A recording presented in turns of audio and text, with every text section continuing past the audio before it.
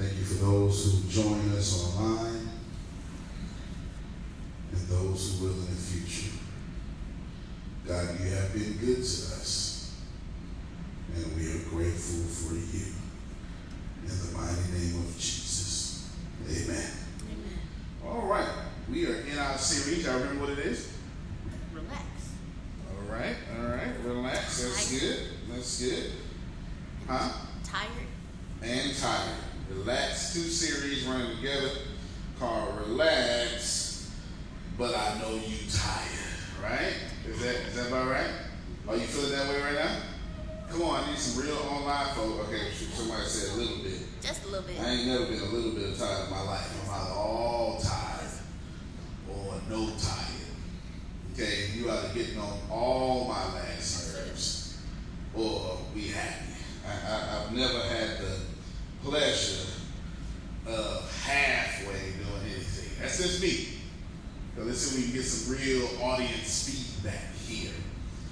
Who knows they blessed, but show, okay, I already got hands up. As long as it's a button there, it apply to you, huh? Like, I know I'm blessed, but right there. Okay, everybody got their hands up now. Let's try it again. Now we got, maybe you online. How many of you know you blessed, but something, right? You know, but you need to hurry up, Lord. I wish I had some real folk. Okay, God. Okay, because I can tell you the collective understanding around here, not understanding, the collective anticipation around here is hurry up, Lord. We tired of being faithful. I wish I had somebody. Come on, we're gonna keep it real today.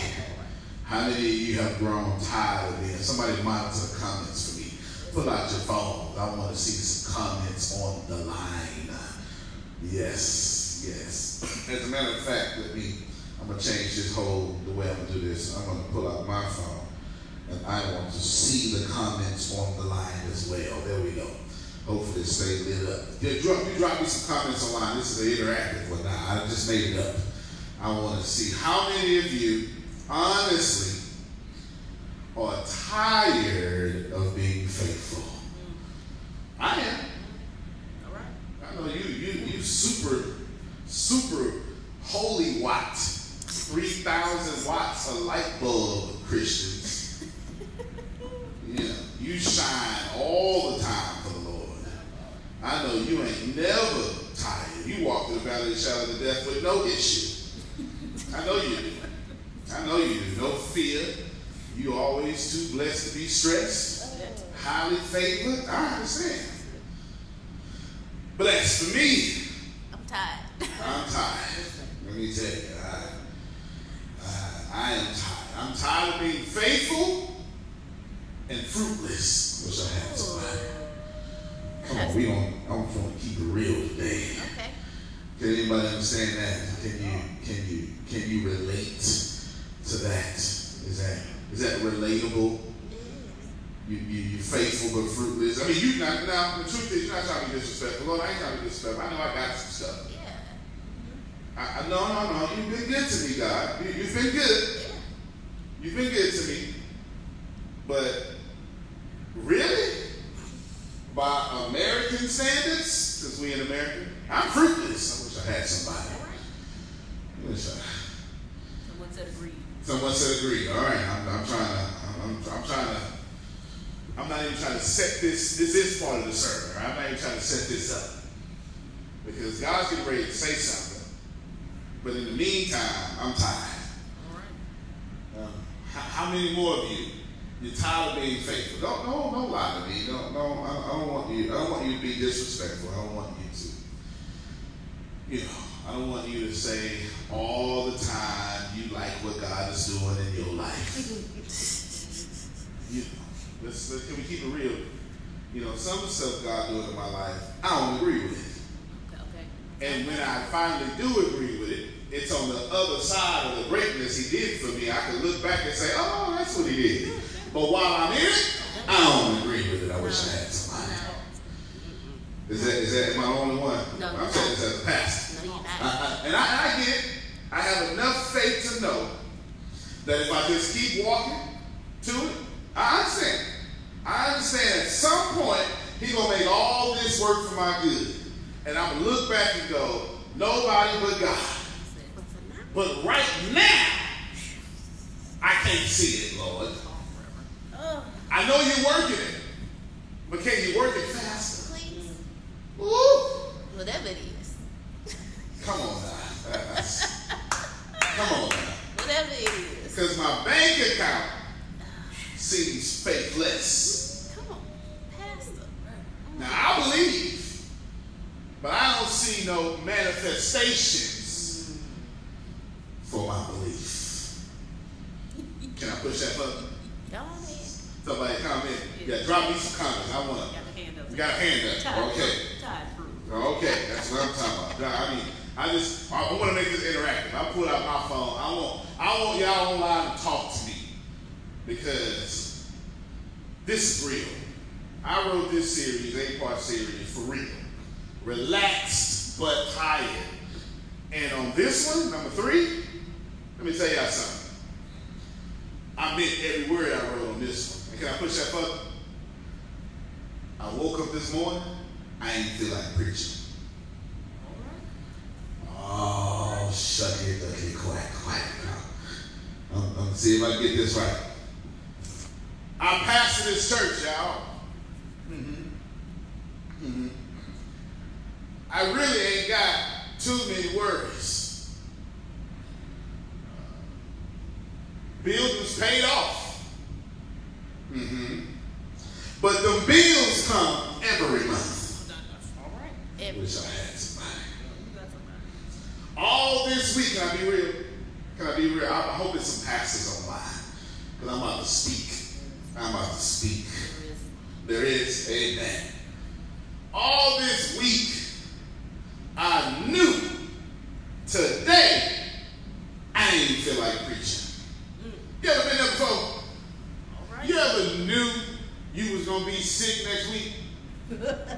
Some of y'all got work Monday. Are you at the place right now on Saturday that you know Monday you don't feel like it? I wish I had somebody. I knew today I ain't feel like it. As a matter of fact, it took me to the last minute to come out my office today. I ain't feel like it. I understood the message was going to go forth.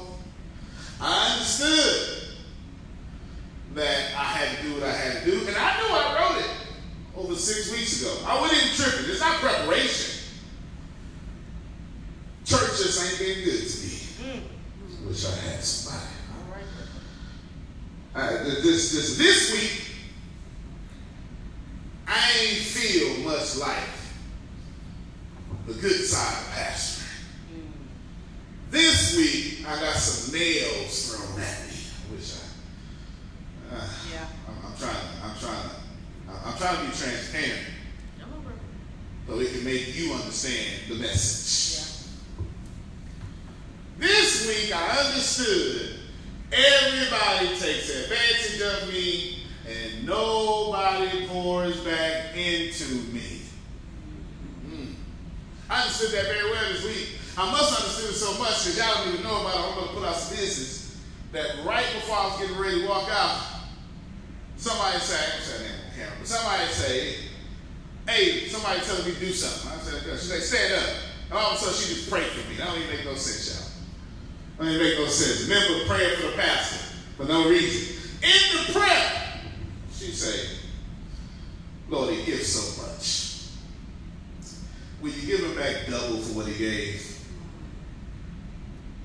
And then it dawned on me. Not only did that prayer get to heaven, I knew it got to heaven. But I had to realize I don't feel like preaching today. I don't feel like being in church today. I don't feel like asking for no offering today. If you need to be baptized, I don't feel like doing that either. I don't feel like doing nothing church. As a matter of fact, I'd rather be on my bed with a beer and a book ignoring all of y'all. And all this week I felt this way. And I went through the scriptures and I saw all sorts of examples of somebody ministering and didn't feel like it. I looked at it. I looked all over the scriptures, and almost every major character has a story, an episode, a pericope in which they just flat out didn't feel like it.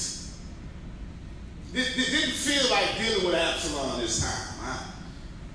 Didn't feel like going to the cross while I'm in the Garden of Gethsemane. I ain't feel like it, Lord. I know I'm your son, but take this dog and cut for me. It's too bitter. And right there, that's where we arrive back to our text. 10 grown men that ain't got time for it today. Come on now. Help me out in this place. 10 grown men that decided, you know what? We locking these doors. I ain't got time. They gonna get us at some point. But for right now, I ain't even fighting. Just shut the door. You ever been there? Wish I had somebody here. Does my transparency make you uncomfortable? Well, let me help you out. Every time your pastor get up and speak, he die a little bit every time. Use a fool, and I mean that biblically, a fool if you think your pastor ain't never preached with a broken heart. Don't even make no sense. I'm telling you, this week, I spent most of this week with a broken heart and ain't said a word. Ain't changed my attitude. Didn't treat nobody different. Showed up to work every day. I've been in this church every day this week for 13 plus hours. Not a damn nobody said thank you. And then it dawned on me, boy, you ain't just going to preach this message. You is this message today. Because Jesus shows up and does something. For the time I share together, I'm going to speak with you on the subject. I gave you my power. Relax. See, all this week, I ain't had time for it. I ain't felt like, matter of fact, I went home last night and immediately went to sleep. It didn't take me long. It didn't take me long. It didn't take me long at all. I knew that I ain't had nothing left in the tank. And when my head hit the pillow, it just caressed my ears. And I went straight to sleep. I'm so tired that most of this week, I woke up tired. You ever been there? So when you sleep and wake up tired, that's something else going on. That's not just health. That's stress. That's some stuff weighing on you. That's some pressures you need to give over to the Lord. Somebody missed it. In this text, these 10 Hebrew grown followers of Jesus, they ain't got time. Not a damn bit of time. Don't have it. Drop some comments for me right now if you are honestly ready to admit sometimes you ain't got time for this Christian stuff. Come on. All right. Help me out now. If you got this far in this sermon, you need to drop in the comments. Sometimes, Reverend, I don't have time to turn the other cheek. Come on, don't fool me. Oh, I got to smile with a broken heart. This again. Come on, come on. This is how we feel. It's hard being a Christian. It's hard doing the right thing. You know how much energy it takes to do the right thing? You know how much much energy it takes to forgive somebody who don't deserve forgiving? Do you know how much energy it takes to pray for somebody that's talking bad about you? Whole time I was talking about you, I was talking about Jesus. He did every last bit of that. Every last bit of that. Every last of it. Then he gives to these disciples, he said, hey, peace be unto you. And verses 22 and 23 are what we're going to focus on today. Peace be unto you, and they are so enamored in I ain't got time for it sake. They can't even respond to the peace the Lord speaks upon them. Verse 22, here's what happens. Jesus said, I recognize something wrong with you. I see it. But since I introduced myself as the Lord, and you didn't respond, since I walked in your situation that's a tired situation, and you didn't shout, since I know I'm the Lord, and you know I'm the Lord, and it still didn't have enough to affect your mood, I'm not going to take it out on you. Can we rewind that? Here's what you missed. In all those pretty words, you missed a few facts. You missed fact number one, that God frequently shows up in your dead, tired situation, and you have no positive response for it. Can you see it? Here's the disciples, they locked. Here's the door right here. They locked. God doesn't turn open the knob. He just walks in, and they don't even respond. Keep in mind, he don't look differently. He looks like the same guy they followed for the last 3 years. As a matter of fact, the wounds are still in his hands. Same clothes, same swag, same hair. And they recognize the Lord is risen, and they have no positive response. You know what? My problem in this sermon, it's my fault. I'm talking about them too much. Let me talk about you. How many times has the Lord jumped in your finances and you had no positive response? How many times this week did he jump in your broken heart and you had no positive response? How many times in your situation did you see people having it worse than you, knowing that you were still breathing, knowing that your car still took you to work, and you looked over the working car that you have and drove still sad? How many times you did that this week?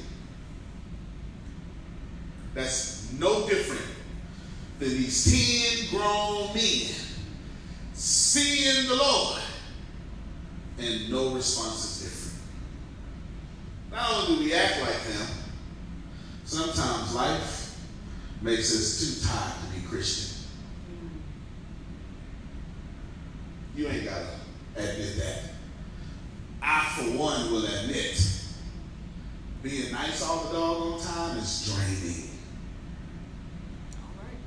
See, some of y'all can't relate because you ain't nice. You the reason why I always got to be nice, because you never nice. And I have to watch you be ungrateful and then act like I'm okay with it. That's these disciples. Not only does Jesus walk in their situation, then he speaks life over them. And they say, nah, I'm good. Think about that. How many times this week has the Lord sent you a man or a woman of God, a movie, a script, a play, a 6-second video, something to remind you, a memory, a thought, a blessing that you took for granted? How many times has he sent some positive vibes in your life and you went, nah, I'm good, I'm going to hold this movie? I was talking to one of my members yesterday. And immediately, I had to tell them, you know, every time you upset, you withdraw, right? He said, well, I do that. I said, you know what you're really doing? Well, you know. Bill ain't been here a long time. I said, you know what you're doing? I said, no, I don't want to do it. I said, you so addicted to being unhappy that you make sure can't nobody make you happy when you happy, when you unhappy, so you pull away. All you really want is to blame other people for not helping you, so you make sure they never can help you, just so you can blame everybody else but you. How many times do we do that? Here's these disciples. There he is. 22, 23. They're right there. They're right there. I'm off y'all now. I'm back to the disciples. You can relax. These disciples, they don't have time to be Christian. They're not necessarily even trying to preserve their life. They just scared and tired. And Jesus shows up and it makes no difference in their life. Can I push a point to you now? How do you handle it when the Word of God is not enough to change your mood? Oh, I wish I had somebody. Think about that for a second. The Word of God shows up in flesh form. It ain't enough to change your mood. See, the problem with y'all is, y'all Christianity is weak because you lie about it all the time. You're only Christian when you're happy. When you're not happy, you're something else. Not necessarily Christian. You pray only when you need something. And then the Word of God will show up in one of the bad moods, and you don't even want to hear it. And it's fair. Can I give you a few examples? My mama just died. Oh, baby, let me tell you about the word pastor. No disrespect. I'm not trying to hear that right now. Come on now. Come on. Don't fool me now. Don't fool me. Pastor, I don't mean no disrespect, but you go on with that word. Right now I'm breathing. How do you handle it when the Word of God is not enough to fix your mood in your situation? And if you be real and actually acknowledge that sometimes being Christian takes too much energy, then you'll be able to relate to this message. How do you handle it when you know you did wrong? You know you're supposed to apologize. Somebody give you a word, girl, go apologize. Boy, go apologize. But your ego say, nah, son. Nah. Not for that having power over me. Come on, don't fool me now. How do you handle it when the Word of God is weaker than your ego? Come on. And here are I'm off y'all again. Back to the disciples. Here are these disciples. Oh, I hope y'all dropping me some comments. I can't wait to read them because I'm trying to keep it as real as possible. These disciples, Jesus has to do two things just to get a reaction out of them after he does the first thing and showing up in their situation in the first place. That sounds like us. I'm back on y'all again. I apologize. That sounds like us, don't it? God show up. That should be enough. It should be enough that he showed up. But you know us, right? You know us. Hey, what you showing up for? That's your job. Y'all do know we treat God sometimes like I apologize in advance for what I'm about to do. We treat God like we treat Father's Day. Mm-hmm. You know, Mother's Day is a whole month-long celebration. Father's Day is that's your job. You were supposed to keep them like something. But you want a reward. That's what you're supposed to do. Follow me. Follow me. Yes. What? You want a good job because you take care of your kids? You're supposed to take care of your kids. You fathered them, didn't you? On Mother's Day, it's a whole different story. Oh, Mom, thank you so much for taking care of your kids. Right? On Father's, that's what you're supposed to do. Oh, you take out trash all the time, you want to thank you? Thank you for taking out trash, Tony. Right? This is how we treat God. Can I relate it now? That was the story. Can I do the application part? Here's the application part. Oh, God, you showed up. That's what you're supposed to do. Well, you ain't like that. I prayed you here. Now do something about it. Oh, come on now. Don't fool me. Don't fool me. And then when you show up, we mad he showed up because he didn't show up when we wanted to. I've been praying since the 90s for you. This is the same problem I had 2 decades ago. I've been broke my whole life. Now you want to show up? Come on, don't lie. Some of y'all can't handle this. Some of y'all can't handle this. We treat God like Father's Day. Somebody put that in the chat for me. We treat God like we treat Father's Day.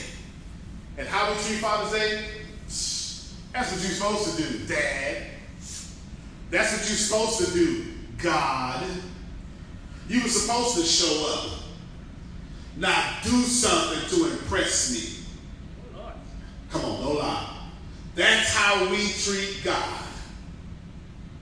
You here, I don't see no evidence of all that stuff you wrote down. Dude, give me one of the Moses blessings. Come on. Do me like you did Job. I lost everything, give me double. This is what we do. This is what we do.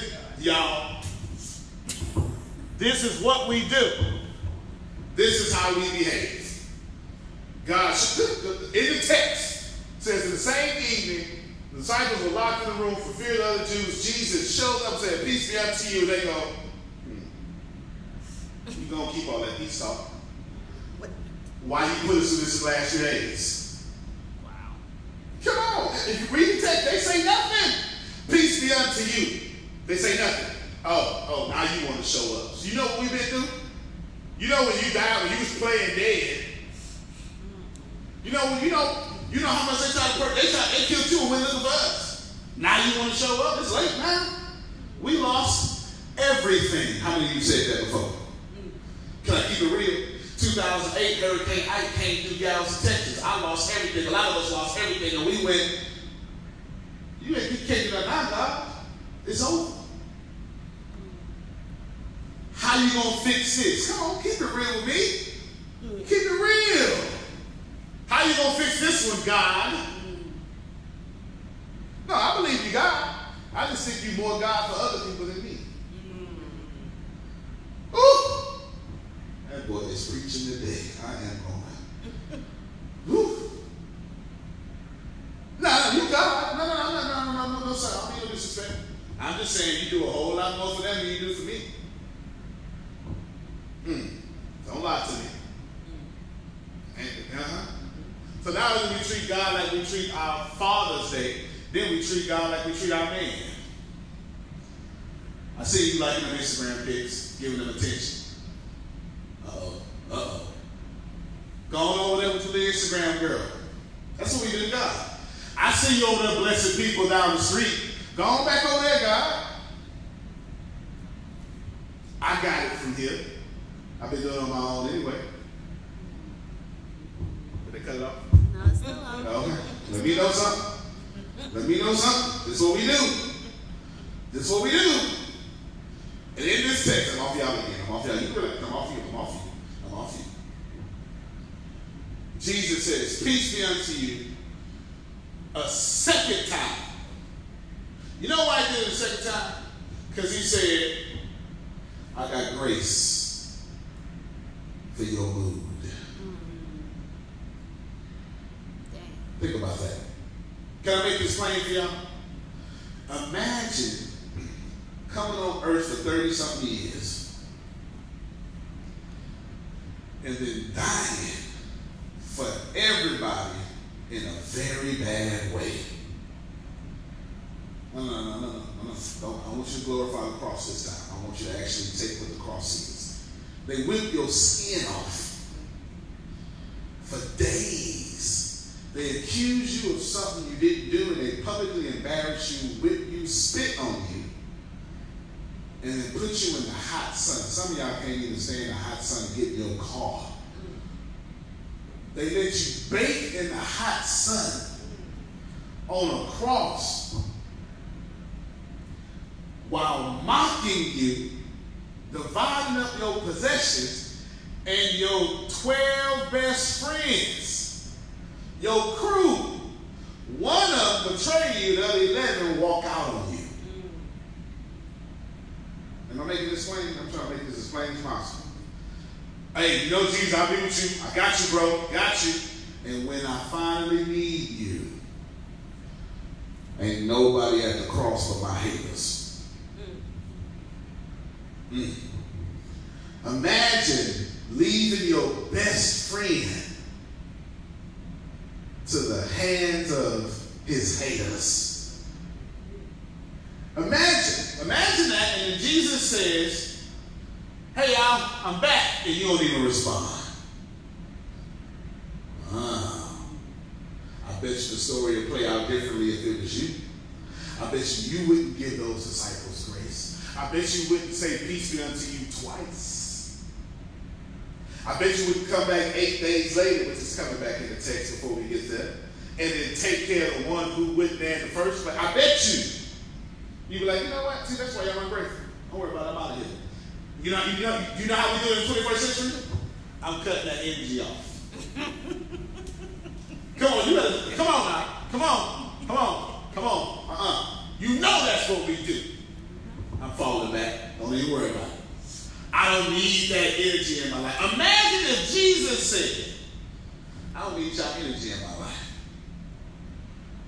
Can I keep it personal? It's a few times, and by few I mean a couple of billion, that Jesus could have told me, you know what, bro, I don't need your energy in my life. I'm tired of defending you to my dad. I'm tired. I just covered that for you. Can I push that button? I just made sure you got forgiven for sleeping with her. You going back? Bruh, you just screw up all night long for drinking. I saved you. You gonna do it again? You know what?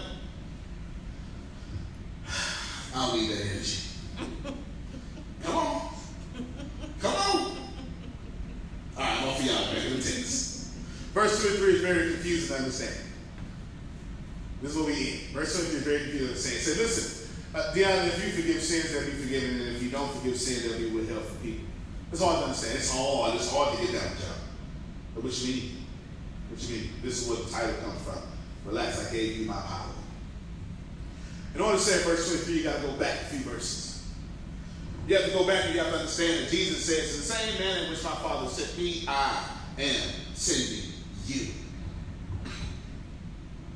So now we have to define, how did the Father send the Son? Interesting. In the same manner in which the Father gave the greatest blessing to the world, is in the same manner I am giving you to the world. Rewind, press play. The Father gives the Son, whose only job is not to correct the world, but to save it through love. And Jesus said, the same way that I love you to wholeness is the same way the Father is now making me send you to the world to love them to wholeness. And then we go, oh, you gay. No. Cut off sins, cut off grace. Oh, I know, we tear the whole church up without sins, but your sin, that gay thing, that's a lot worse than what's tearing up the church. No, that's not what Jesus said. Jesus said, in the same way the Father sending me is the same way I'm sending you. Now it's easy to understand verse 23, because if we were to be sent like Jesus, then that was true. Jesus had the power to forgive sins and the power not to. And that is our problem today. God has given us his power. Now, while we can't cut off grace and actually send people to a bad place, we can make that bad place their life. Which brings me back to the beginning of this message. I didn't feel like preaching this morning because a lot of people decided this week not to love me properly. They were not sent to me to damage me, but they did. And if I didn't have my own relationship with God, this message would be different. Or maybe I wouldn't preach it. Or maybe I'd cancel church. In the same manner that God sent the Son is the same manner you should encounter people in your daily lives. But did you? Did you this week? And in all this, Jesus says, relax. I got you. In order to understand 23, in order to understand why God gave you his power, in order to understand why I didn't feel like preaching this morning, you got to first understand that the people sent to me in my life ain't act like Christ. What about you? Because all of y'all comment and in person agree with me, I don't feel like doing church all the time. Didn't we all say that? Didn't all of us say it's hard to be Christian? All of us said, you know what, I don't feel like it? That's because all of us have encountered somebody who was sent to us that sent to us the wrong way. Not the way Jesus was sent to us. I'll say that again so it can make sense in your brain. All of you have been hurt by the church, by someone, because that someone who hurt you forgot they're supposed to be sent to you like Jesus was sent to us. Imagine, does that make sense? Does that say it plain?